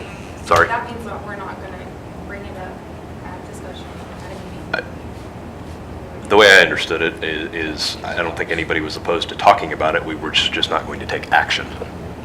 And correct me if I'm wrong, Greg. Sarah can correct me, but I think it's that we're going to hold off for now and revisit it in 1 year. That doesn't mean we can't look at cost savings or areas of improvement and those things, but there would be nothing for a year on the bond. Okay. Does that answer your question? Okay, no, that's fine. Okay, I will then call for the vote. All those in favor, please say aye. Aye. Raise hand, just so I know. Okay. All those opposed? 2, 3. Okay.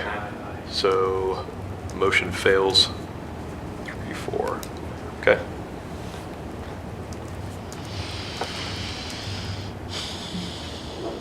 Okay. Does anybody have an alternate that they would like to make a motion for or anything like that then?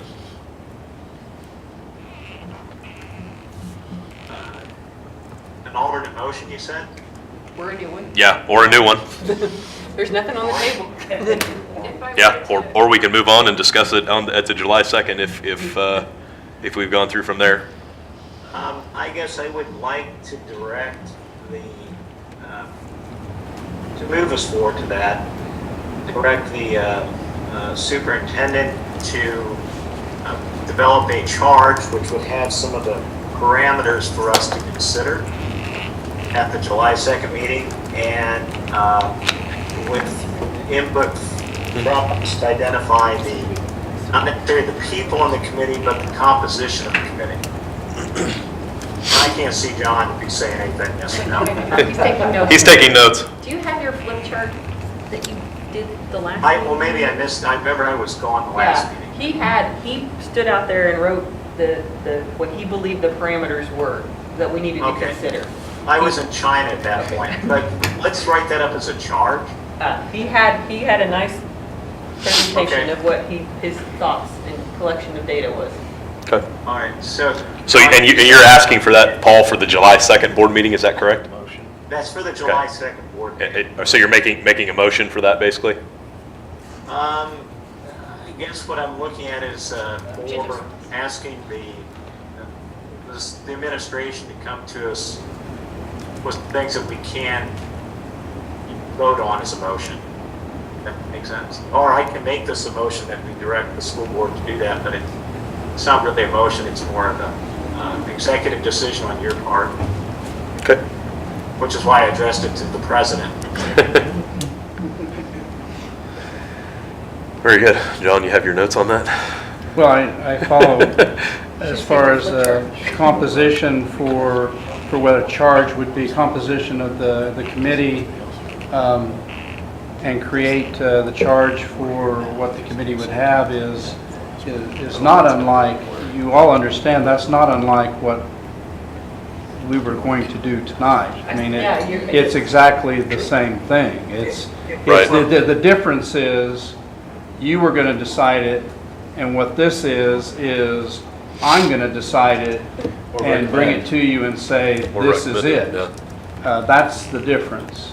I think it should be in the form of a motion. The only reason I say that, if 4 people want to do it, then let's do it. But we keep having these things where we request something, we're going to come back, and then we just, it's kind of just, we're chasing our tail a lot of the time because we don't have any firm decisions on things. Okay.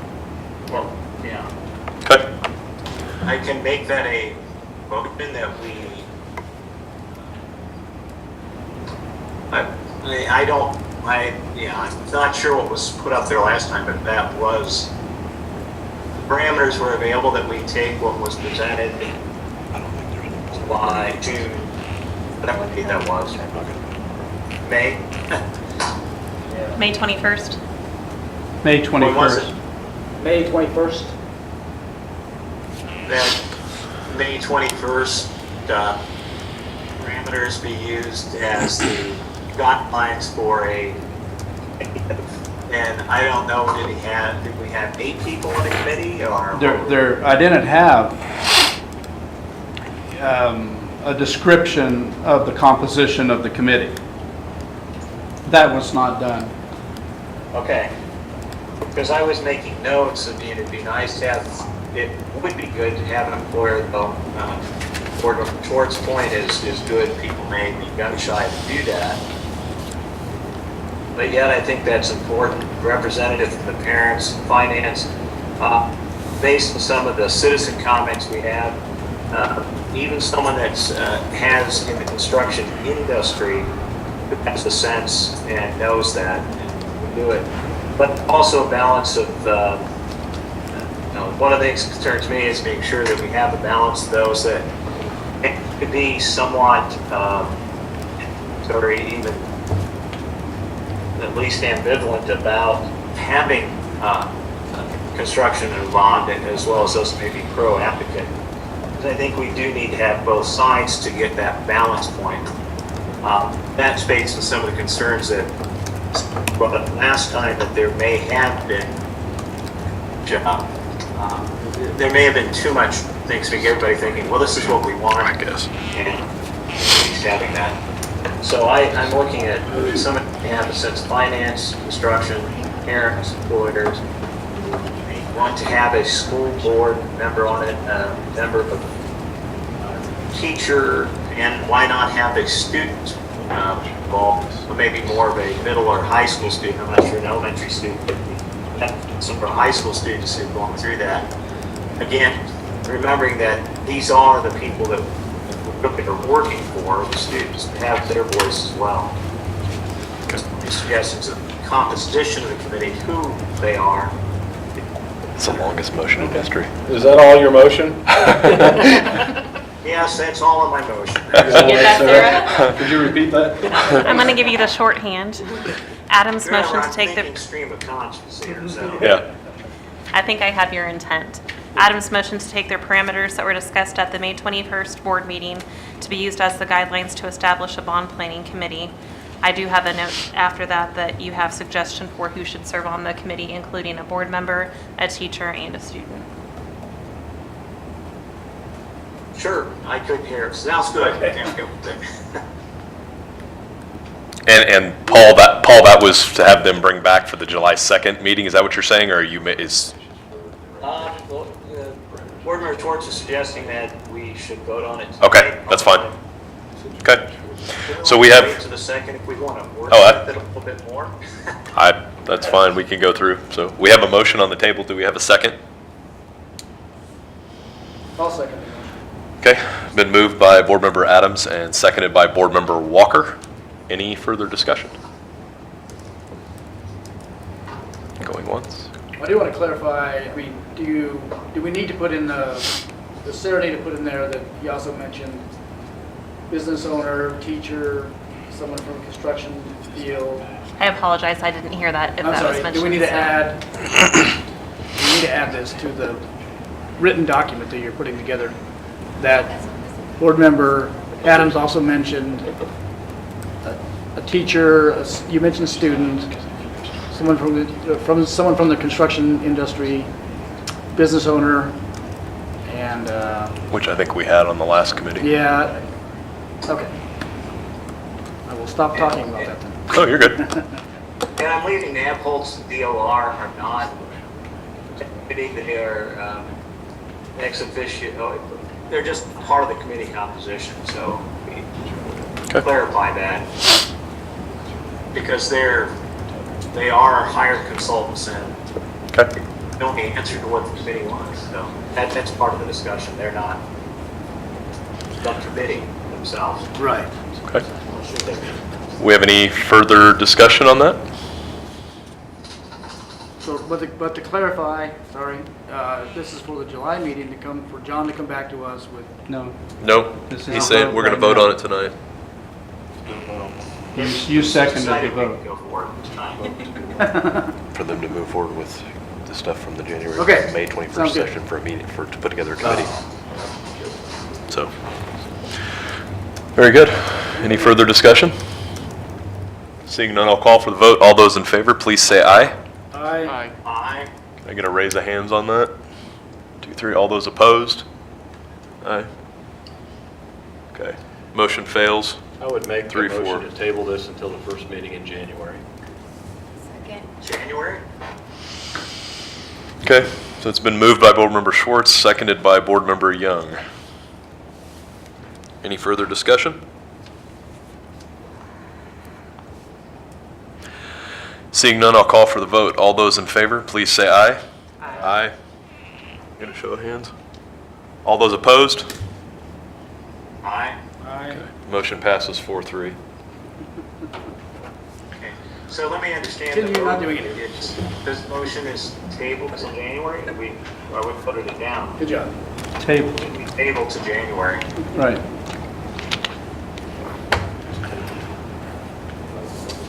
What was tabled to January? The bond issue. Clean. All right. All right, next item, Lance? Paul, does that answer your questions there? Sarah's asking you a question. Can I ask for a Yeah. 5-minute yes. recess to record the minutes to make sure they're What? accurate? I'm sorry? Can I ask for a 5-minute recess to record what just happened to make sure it's accurate? Yes. You have 6 months. I'll make a motion for a 5-minute recess. So Sarah can do that. Can I get it? Okay, we'll just adjourn for 5 minutes.